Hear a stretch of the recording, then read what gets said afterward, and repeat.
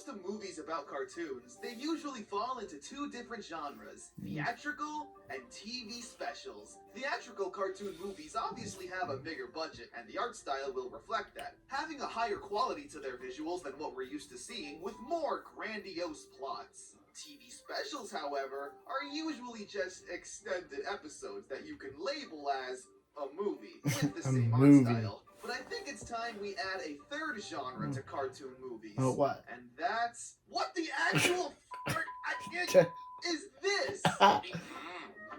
SpongeBob? You look different, bro. What happened Seriously, to you? what did we just see?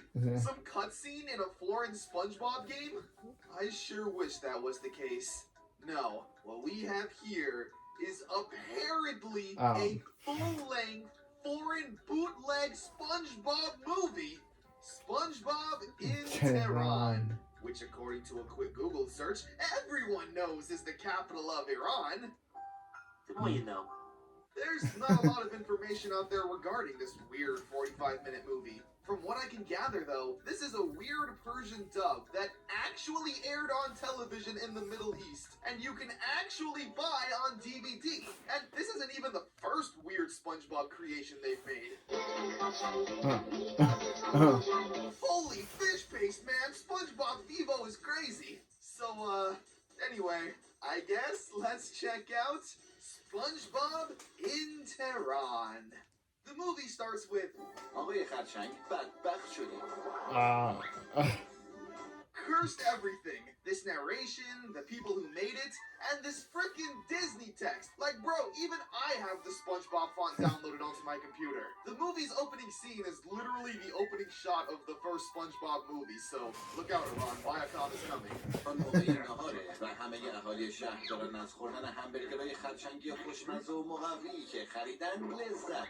Oh my, Did that fish's eyes just come off? That sure is different.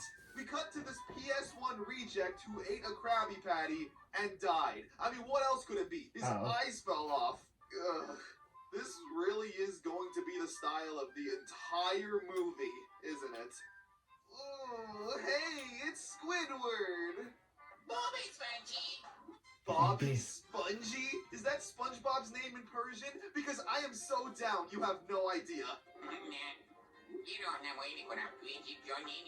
Oh man, I don't know what's worse. The beta PS1 graphics or SpongeBob's voice? He sounds like Squidward. So Bobby Sponge cooks some patties. Patrick is sleeping under his rock in the middle of the road while his stomach talks to him. Seems like a pretty average, nightmare-induced episode of SpongeBob so far.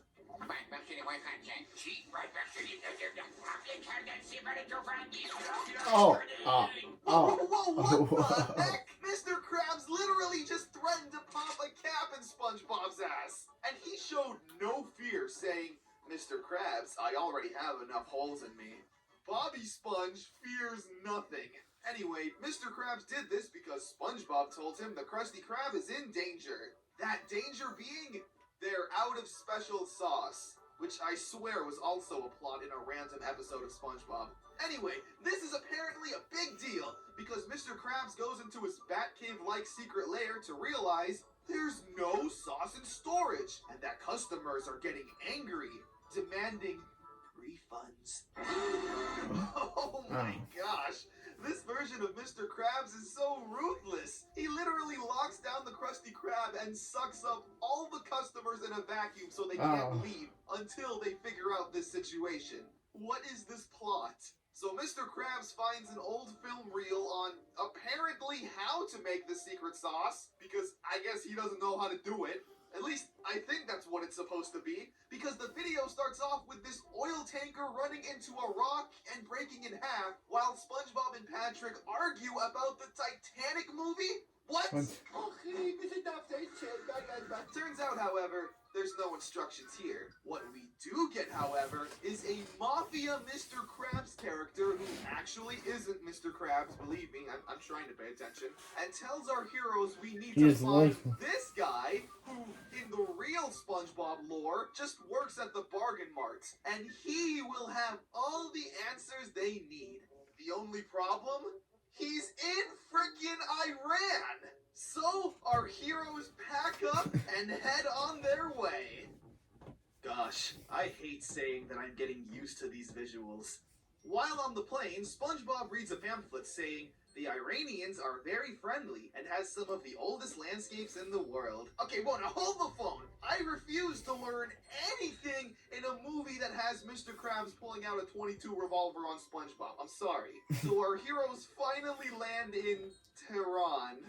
I feel like this is offensive somehow, but if the movie was made there, I guess it's not. Now this is where the plot starts to mirror the first SpongeBob movie, because Plankton heads to the Krusty Krab while nobody's there, and attempts to steal the formula. Oh man, actual animation, how I missed you! Meanwhile, SpongeBob, Patrick, and Squidward are getting a taxi. Great, and this goes on for a long time. Like 6 minutes is dedicated to Bobby Sponge being in traffic and complaining. گرم آقای راننده پس کی میخواین حرکت کنین لطفاً ثبت شد داشت من اینجا درون با همین ترافیک مرافیکاش دیگه Like, is it supposed to be funny? It's just traffic. There's no jokes or anything. Just complaining about how much traffic sucks. Which, yeah, is relatable for an adult like me. But for kids watching, I don't think they care. Spliced in between this epic traffic story, we have Plankton breaking into the Krusty Krab with a tank. Easy now. He manages to break in, but finds out he also needs this magical secret sauce. So he goes to Iran. Okay. How good is this sauce? Okay. According to this alternate universe, the secret formula is Iranian sauce. Now, I think is a good time to mention how this movie is set up. It's basically split into 4 chapters. At the end of every chapter, we get the intro and narration again. So, it's more like 4 episodes split up and combined to make a movie. Right now, we're on episode 3 of 4, and here's where things start to take a downfall. Yeah, it actually somehow manages to get worse. Because for the next 20 minutes, it's just Bobby Sponge, Patrick, and Squidward eating food.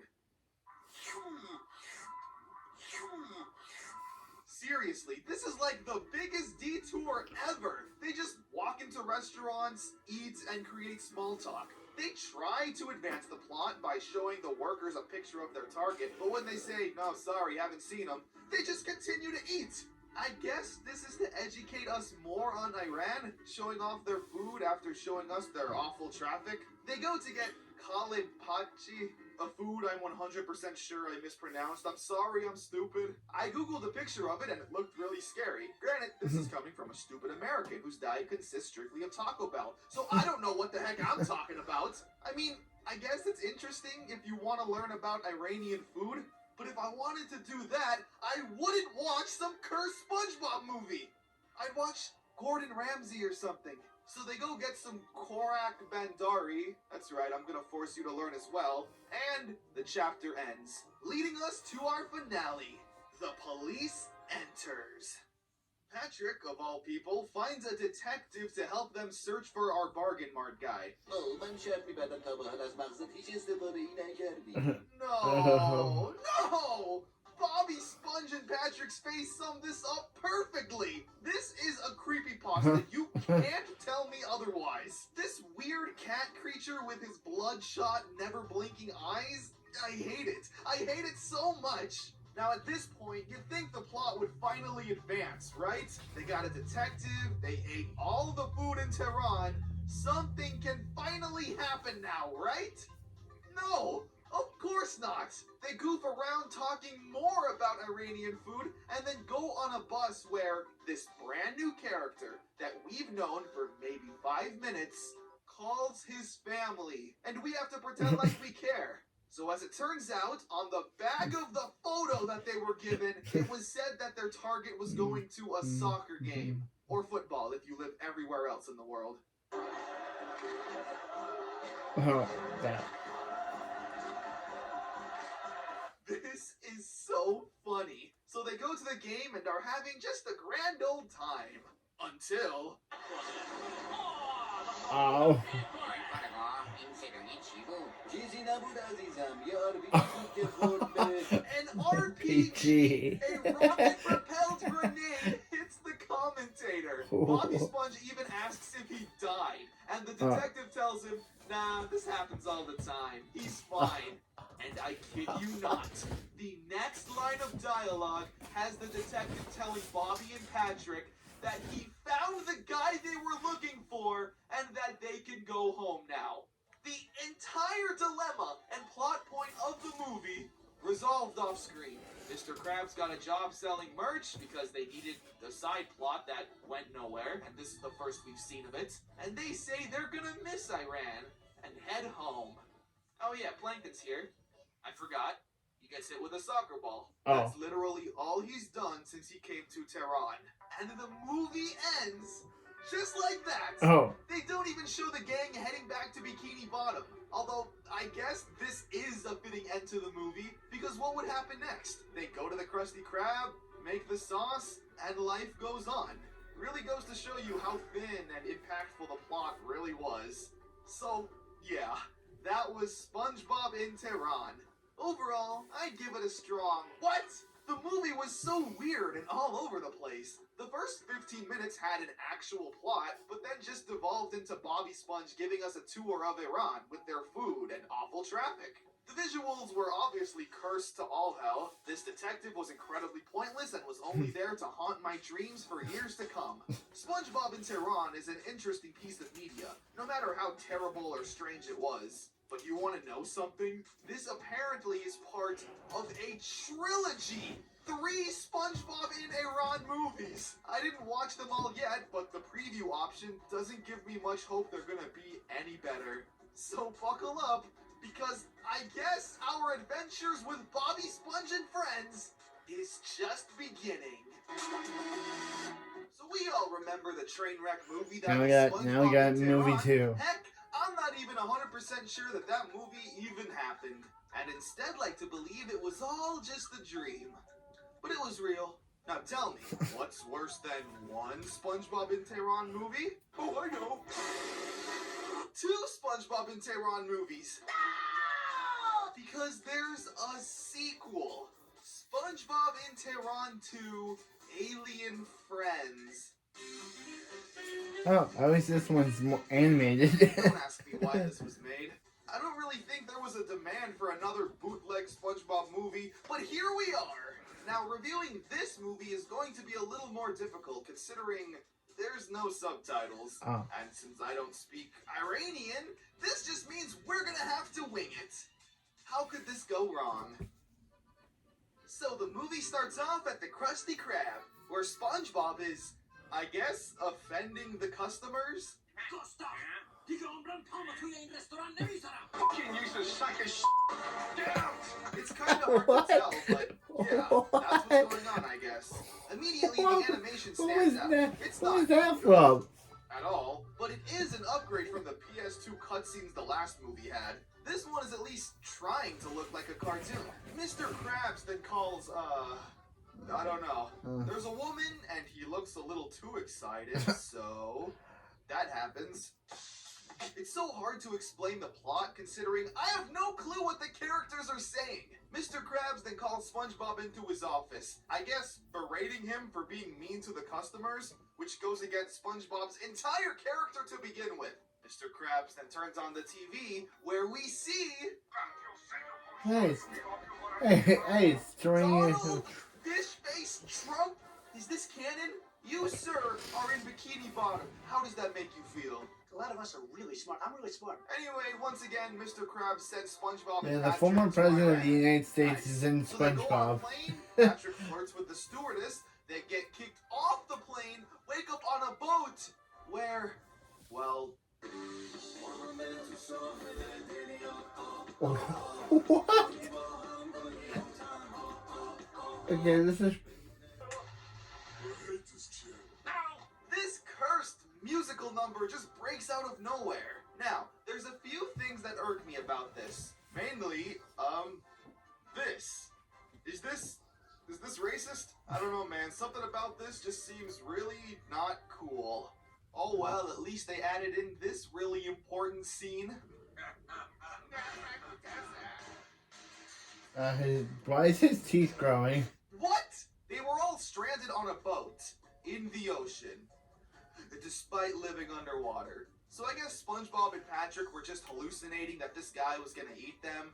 So naturally, they befriend him. I don't know his name, so we're just gonna call him Chris. Chris has a knife. It never comes into play. Chris then invites our main characters to his house with this, with Stone Butler, who's also evil. In this super awkward scene with no sound. Seriously, I thought the movie was broken or something, but no! This scene is just dead silent. So a major problem with the first movie, apart from everything, is that 80% of the runtime consists of SpongeBob and Patrick and Squidward going around Iran and just eating food. The sequel, however, changes up that formula because now Chris is here. That's it, they still eat food. Come on, man, why is this a major plot point in the movies? Yes, those chicken nuggets do look delicious, but I don't need to spend 15 minutes plus another song to experience it. Luckily, however, the food scenes are much shorter. They make up for it, though, by having SpongeBob and Patrick watch TV while random citizens of Bikini Iran Bottom talk about how great it is there. And I just love some of these character designs. They're definitely unique and original, I'll give them that. But nothing, and I mean nothing, could have prepared me for what I was about to see next.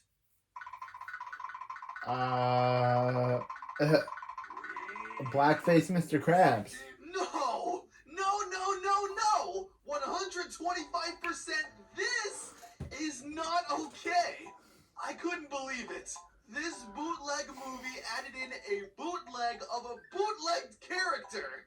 So SpongeBob and Patrick go to this restaurant, which I guess is meant to be the Iranian Krusty Krab, where then SpongeBob and Patrick get jobs here, because why not? The plot needed something. SpongeBob works the register and naturally becomes a fry cook, needing to learn how to cook Iranian food. And there's also a side plot where Patrick falls in love with this random character. Again, it's something, and it's actually more in-depth than him just going "Gah" at Mindy in the first movie. I guess this restaurant is struggling, so it's up to these two bootleg idiots to save the day. Not a bad plot point, honestly. There's at least something to work with apart from, look at that chicken nugget. But hey, it's been about 10 minutes. I think we're due for another stupid song! After that terrible time, we then focused on the Patrick storyline for a bit, with him falling in love. He watches a romantic TV show and thinks, hey, if I become good-looking and handsome, maybe this random girl that he and the audience just met, she'll fall in love. Which leads us to the strangest montage of Patrick eating, working out, and taking medicine.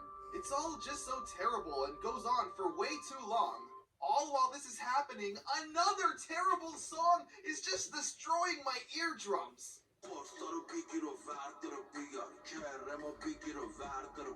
Then there's this guy.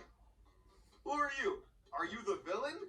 You kinda look evil, but I don't know, and at this point, I genuinely don't care. Because this next scene is just so...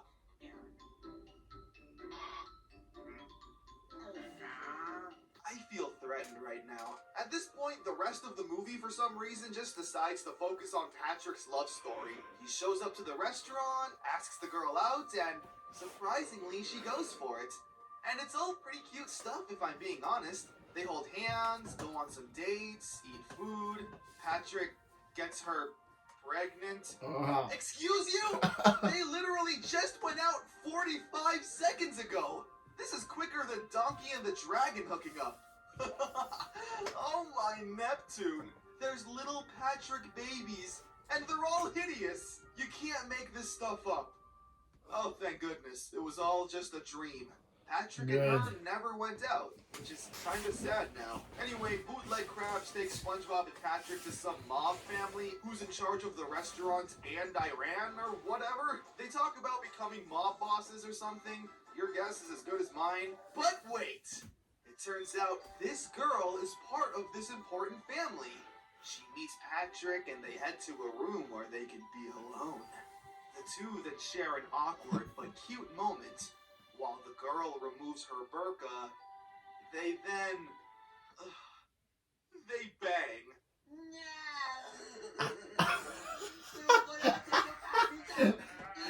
This is a movie!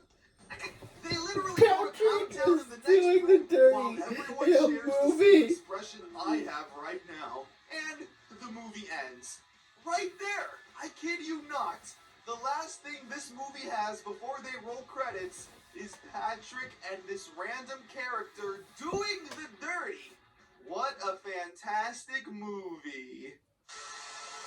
So how does SpongeBob in Tehran 2 measure up to the first title? They're equally just as bad, but I think I like the sequel better. SpongeBob in Tehran 1 looked like a PS1 game, so the initial shock and confusion of just what the heck you were looking at was pretty strong. Once that wore off, though, you just had a boring, slow-paced movie with 30 minutes of Iranian food lessons. The sequel at least kinda looks like a cartoon, and there's at least some kind of plot that's semi-interesting to follow. From what I can gather, SpongeBob and Patrick were banned from Bikini Bottom at the beginning of the movie, which is why they were crying, and now have to establish a new life in Iran. So I would definitely say this movie is an upgrade from the first one. But not by much. I'm not saying this movie is good at all. Just better for a SpongeBob in Tehran movie. But our pain isn't over yet. We've reached the finale, the third and hopefully last movie in this godforsaken trilogy. SpongeBob in Tehran 3, Save the Sybil Gold. I hate it already. If you've come this Number far 3. already in the series, we know what to Movie expect, 3. right? Awful animation, random cursed plot lines, and Iranian food. If you're playing SpongeBob in Tehran Bingo, those three things are pretty much guaranteed. Before we start, there's already things I need to complain about. First one being is that this movie, once again, doesn't have subtitles. So I'm left to my own devices in terms of figuring out just what the heck is constantly going on. And secondly, I'm so sick of these stupid movies. Okay, great, let's begin. A SpongeBob and record. Literally 1 second into an this movie, Iranian and we've already seen SpongeBob some opening cursed content. So the movie recreation. starts off with SpongeBob and Patrick. Please stop doing whatever that is. I mean, I gotta give them credit. At least this movie's trying to make them more bootleggy and different enough that they could be classified under parody. My immediate first impression of the art style is that it's definitely the best looking of the three movies. Again, those are some low standards, but you gotta admit, it does look good enough to be like a Mad parody or something. Assimilated in yellow and porous disease. SpongeBob SquarePants. Anyway, Patrick and SpongeBob are sitting at SpongeBob. home being depressed until they get a fateful phone call from the CG fish. Huh. Yay. No idea what the heck he's And sitting for. CG I'm like fish. 99.8% sure that he tells SpongeBob about a magical city of gold in space. Or Iran, why not? You have the wrong number. Why? Who is this? I don't know, and I stopped caring years ago. And why does this thing look like an orange? Yo, hold on a second. Did you see that? SpongeBob's house is a SpongeBob's peach. house He's lives a in peach. an orange under the sea? Yeah, and Bobby Spongy does. So, oh boy, Bobby and Patrick are so And what? excited So to find instead of this hidden city of SpongeBob and gold that Patrick was living in a conveniently brought rock to their attention. and a Well, how are they pineapple, gonna get they there live without a in an vehicle? orange and a turnip. You big dummy. Oh, no, and an They're onion. just gonna head to the They live spacecraft in an store. orange and an You onion. know, the spacecraft store. In there, there's all kinds of I stopped spaceships, but stopped Bobby, giving Spongy, a care in the and Patrick first don't care movie. because they're too busy making fun of this guy for being short. Then they get kicked That guy's out. from the SpongeBob television How far show. are we into this movie? God dang it. They go to a dump.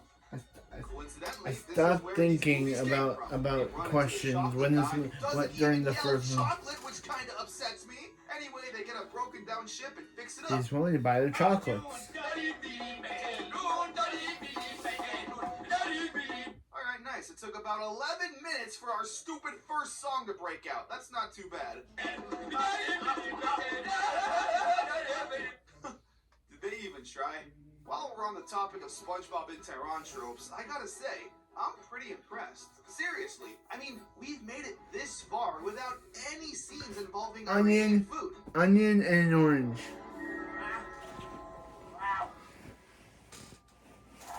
A red onion and an orange. Why do I talk? Bad things happen when I open my mouth, and oh boy, yeah! That JPEG looks very delicious. I gotta be honest with you all. This movie is so boring!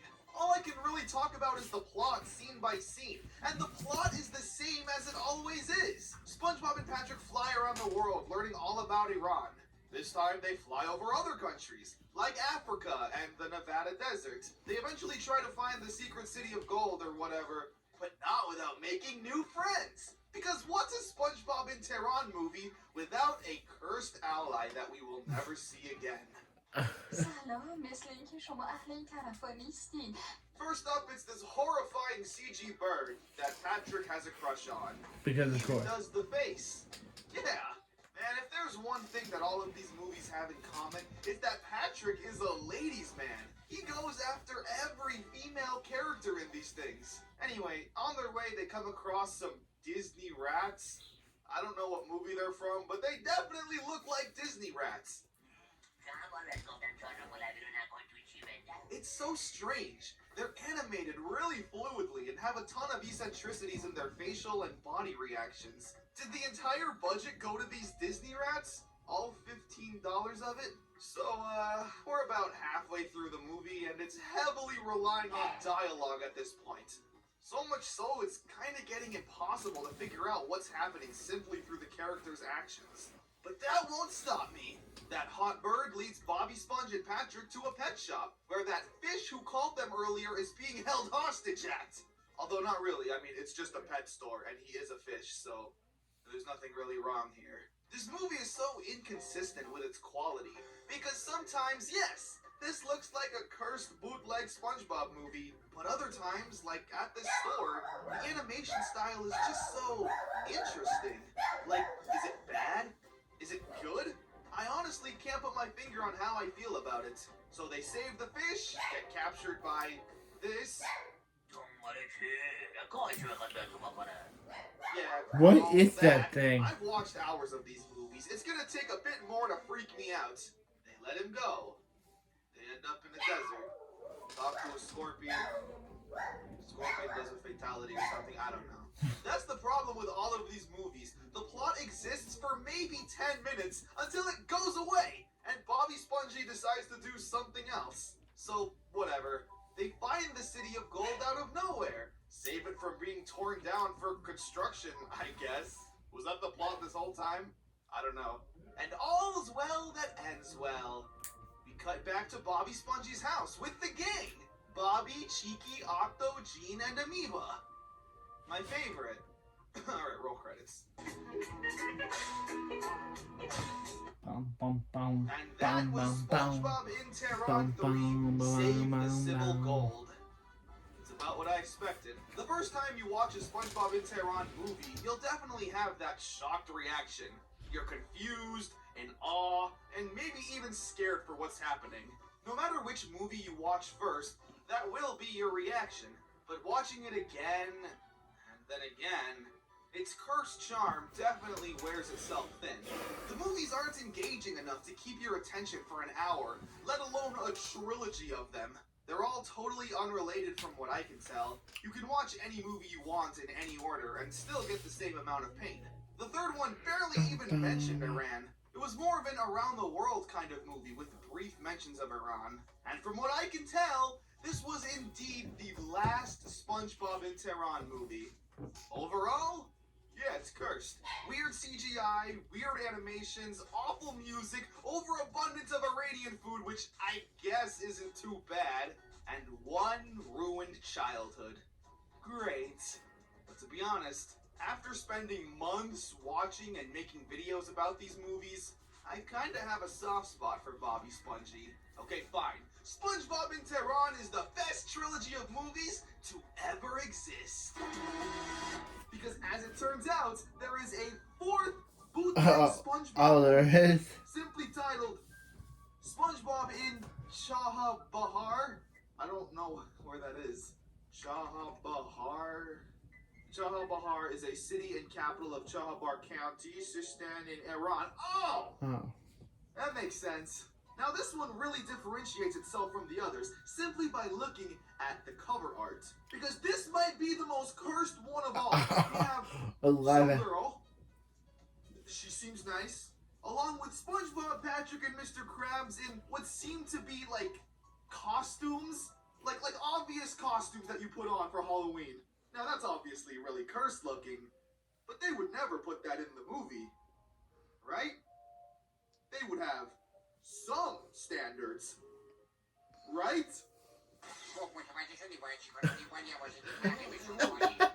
What? What? SpongeBob. I don't know why I expect things. So let's just talk about SpongeBob. I stopped expecting things in the first movie. Hopefully last SpongeBob in Iran movie.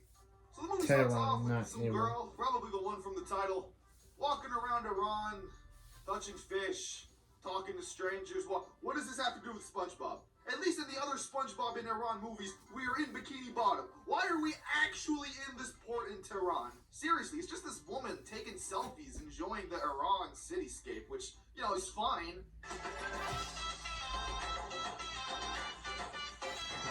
This may also be a good time to mention that this movie has no subtitles.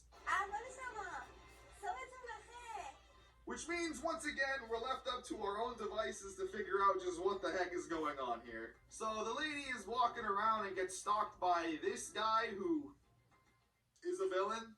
I kind of like him. He's very eccentric.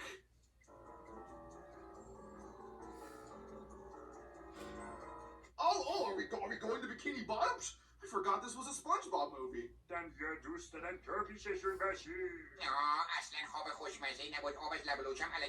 So we're then just shown clips from episodes and the movie, just dubbed over. Like, you could just do that. Like, that's not illegal or something.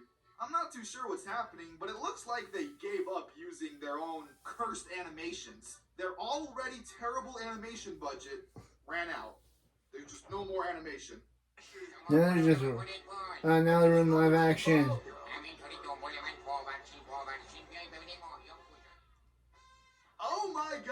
Oh my god, they're actually going through with this.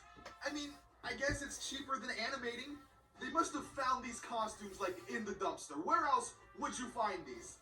Now, I kid you not.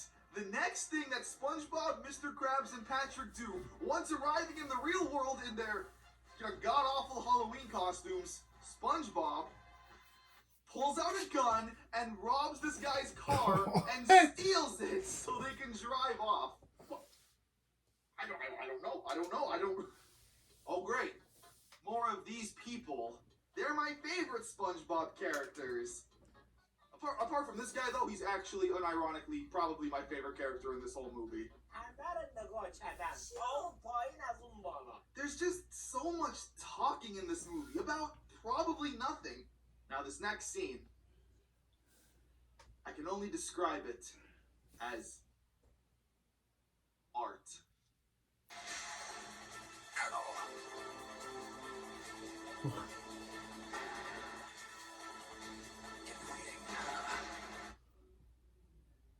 You seeing this shit?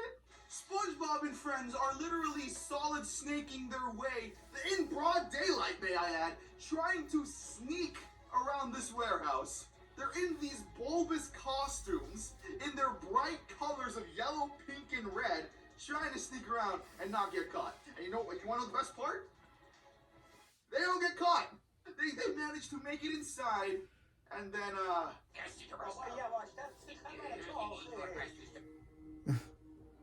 hold them hostage, tie them up, and point guns at them. Steven Hillenburg would be so happy. What is this? Why is this happening? What? I wish it was in English. At this point, I need to know. I need to know what is happening. Why are SpongeBob and Patrick tying up these guys and holding them both hostage? Okay, so what I can gather, what I've tried to gather is that those two, the girl and the guy, are trying to sell tuna, right? And tuna is made of fish. So I am assuming SpongeBob and friends are not for that because they're basically, eating their own people. I guess it's something. It's a plot to bring them to the real world.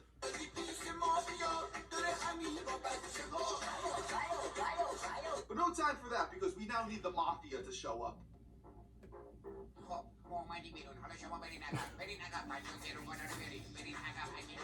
What is going on? SpongeBob is not pointing a gun to the mafia.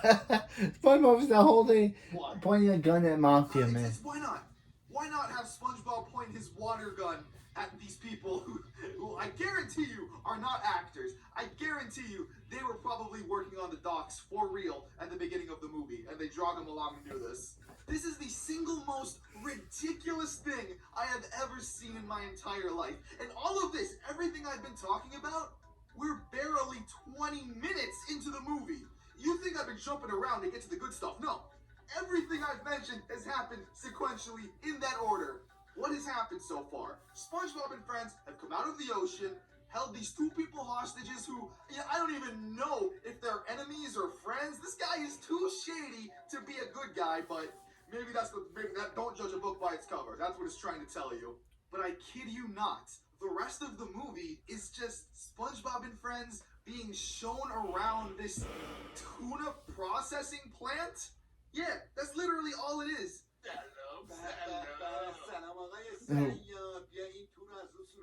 This is probably actually a real functioning plant. They probably had their friends say, hey, you mind if I come in with the camera and just film you guys? We're making a movie. It's going to be the next big thing. It turns into like this educational video. Here's where they pack the tuna. Here's where the fish come in. The fish are checked. This is why I'm confused. Because in any other kind of movie, this business guy would show them the plant and be, look at this. Isn't it wonderful? We respect our workers. We don't make them work 80 hours a week like Amazon. They don't have to pee in bottles. This would be a plot point to trick our heroes into thinking everything is okay while secretly doing something evil. But here? No, they're just showing them around the tuna processing plant, and they're just okay with it. If SpongeBob and Patrick and Mr. Krabs, they're seeing their fish brethren be like sold and processed and eaten, and they're just totally fine with it. The movie just becomes so boring. It was bad before, but at least it was interesting, even if just a spectacle of SpongeBob doing what he was doing. Now it's literally like an ad for some probably real tuna place in Iran. And that's it. The guy and the girl, I guess, are friends, and he was never really evil, apart from, looking like an evil 50s villain. SpongeBob and Patrick and Mr. Krabs leave. Roll credits.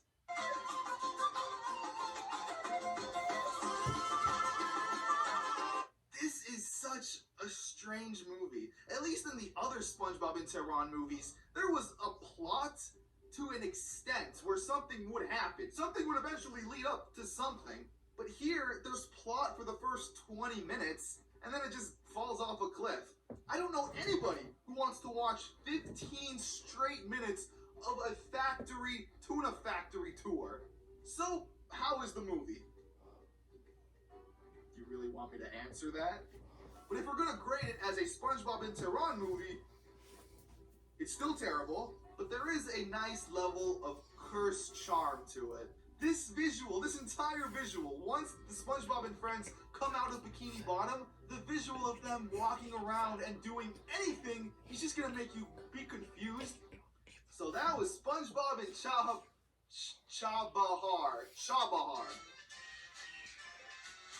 Now it's time for So Long. But we'll sing just one more song. Thanks for doing your part. You sure are smart.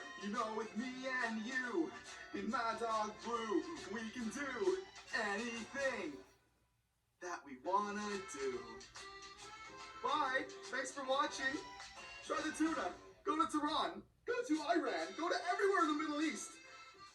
Eat fish! That's what they want! We've already talked about the SpongeBob and Tehran movies and how terrible they were, but they actually have a remade official SpongeBob episodes. That sounds weird, but let me explain and you'll slowly start to understand. Chocolate, chocolate, chocolate, chocolate. So just like with any TV show that leaves America, they have to be redubbed so people can understand what they're saying, such as the beloved and cute sounding German dub of SpongeBob and the Chinese dub. What? SpongeBob, no! You're wearing a hat. But you get what I'm trying to say. So when SpongeBob makes his way That to wasn't true. Afghanistan and Iran and whatever the other place was, so normally when you take a cartoon or TV show, you just redub the voices. That way the people can understand it. But the Persians like to go one step beyond. See if you can notice it. Oh, now Sandy is no longer naked. Sandy no longer shows a Catch bikini. that? Because if you didn't, it's a little understandable. Pretty much, they put Sandy in a dress because normally the scene has her in her bra and underwear, which, now that I think about it, that's a little questionable. Now listen, I'm not Persian, so I'm not going to speak on behalf of them, but I'm going to assume over there, the women, they need to be covered up. Because I decided. And honestly, if you showed this to someone who watched SpongeBob as a kid and hasn't seen it since, it might not look too obvious, but the fact that she doesn't even have the outline around the dress is what really makes it look heavily edited. I mean, it's a pretty good job of covering her up, but it doesn't need to. It's squirrel boobs. It doesn't need to be censored. فقط یه چیز رو میدونیم اونم اینه که اطراف خودمون رو با چیزای Oh, now mermaids. خوشمون بیاد و خوشحال بشیم و به غیر از اینم Ooh, and I love SpongeBob's voice because it's the same guy, or at least it sounds like the same voice actor from the SpongeBob in Tehran movies. بیتر از این نمیتونم جمعشون کنم. این برگاه خیلی بزرگه. Oh, I love that. Now, just like with any cartoon, we have to listen to the intro theme song and see how it sounds in a different language.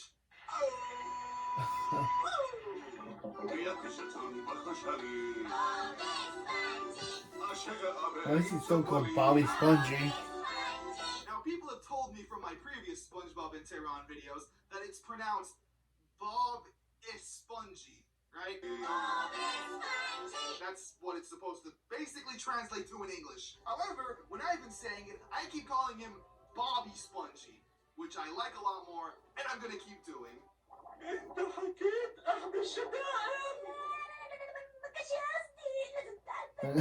What is that voice? It sounds like a bunch of little kids in their bedrooms just dubbing it over with no experience. It's absolutely hilarious.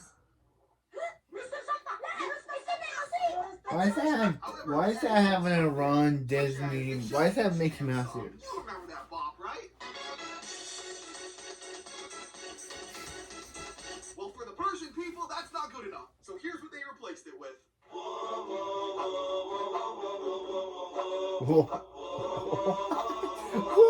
Okay, maybe not as catchy, but Bum bum bum bum bum bum bum bum bum bum bum. I guess in Iran they play SpongeBob on the Disney Channel. Yeah. Their Disney equivalent. Oh, so Iran could put SpongeBob on Disney Channel, but I put SpongeBob on my channel, and now it's a problem.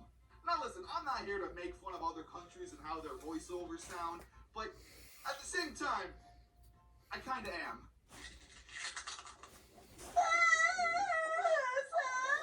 Again. Yeah, that's just a. And then there's this video. What? I don't know what it is. I don't know if it's a commercial bumper. I don't know if it's the official SpongeBob theme song. I don't know what it is, but it exists. You watch it and try and tell me.